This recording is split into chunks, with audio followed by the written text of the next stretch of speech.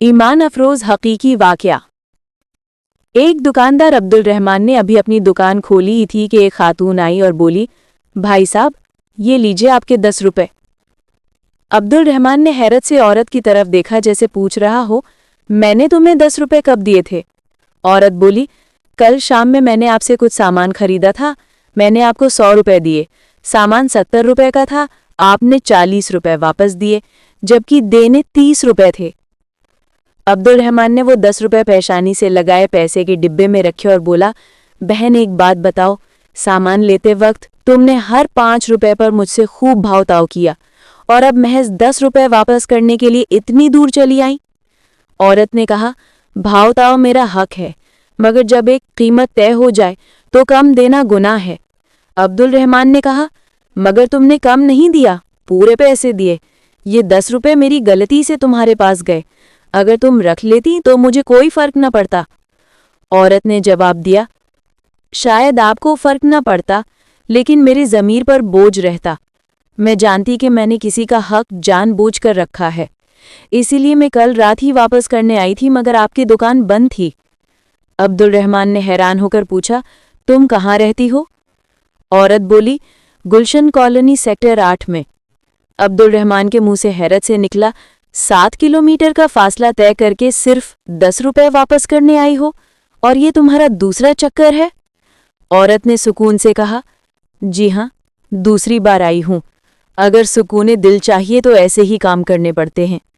मेरे शौहर अब दुनिया में नहीं, मगर वो हमेशा कहा करते थे, कभी किसी का एक पैसा भी नाहक मत रखना, क्योंकि इंसान तो खामोश रह सकता है, मगर अल्लाह पाक किसी भी वक्त हिसाब ले सकता है, और उस हिसाब की सज़ा मेरे साथ मेरे बच्चों पर भी आ सकती है। ये कहकर औरत चली गई। अब्दुल रहमान ने फौरन कैश बॉक्स से 300 रुपए निकाले, अपनी मुलाजिम से कहा, दुकान का ख्याल रखना, मैं अभी आता हूँ।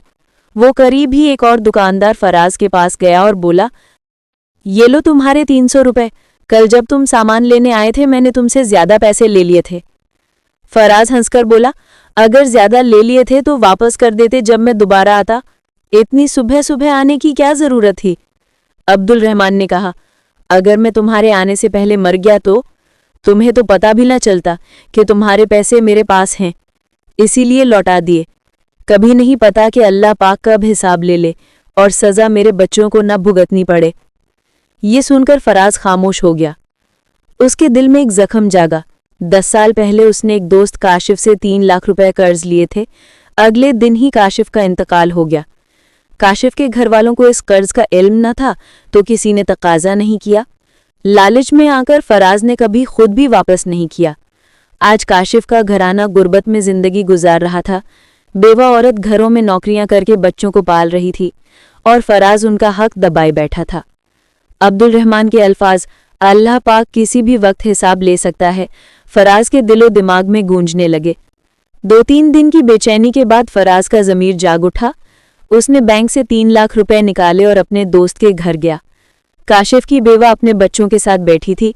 फराज ने उसके कदमों में गिरकर माफ़ी मांगी। 3 लाख रुपए उसके लिए बहुत बड़ी रकम थी। उसकी आंखों से आंसू बहने लगे और उसने फराज को दुआएं दी। ये वही औरत थी जो 10 रुपए वापस करने 2 बार दुकानदार के पास गई थी।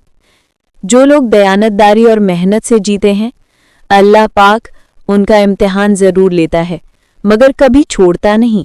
एक दिन उनकी दुआ जरूर सुनी जाती है। अल्लाह पाक पर यकीन रखो। ईमानदारी ईमान का हिस्सा है और नाहक माल इंसान के रिज्क से बरकत छीन लेता है। तो कैसे लगा आपको ये सच्चा वाकया? इस तरह के वाकयात और भी इंशाल्लाह लेकर हाजिर होंगे। प्लीज़ लाइक ज़रूर कीजिएगा और अपना कमेंट्स भी ज़रूर दीजिएगा। बहुत शुक्रिया। अस्सलाम वालेकुम।